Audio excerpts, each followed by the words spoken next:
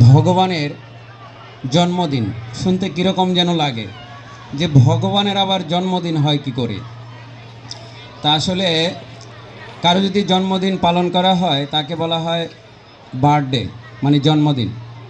কিন্তু ভগবানের জন্মটা নয়, এরকম নয়। ভগবানের ক্ষেত্রে এটাকে বলা হয় অ্যাপারেন্স ডে, অর্থাৎ আবির্ভাব তিথি।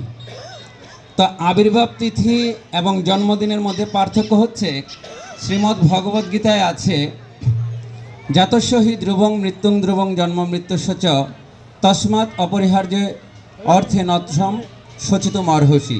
যার জন্ম হয়েছে তার মৃত্যু অবসম্ভাবী, আর যার মৃত্যু হয়েছে তার জন্ম অবসম্ভাবী। তো এটা মনুষ্যের ক্ষেত্রে, কিন্তু ভগবানের ক্ষেত্রে জন্ম হয় না, এটা আবির্ভাব হয়।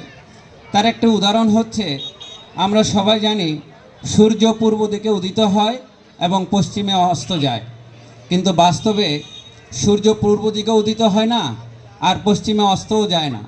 পৃথিবীর ঘূর্ণয়নের ফলে মনে হচ্ছে সূর্য পূর্ব দিকে উদিত হচ্ছে আর পশ্চিমে অস্ত যাচ্ছে।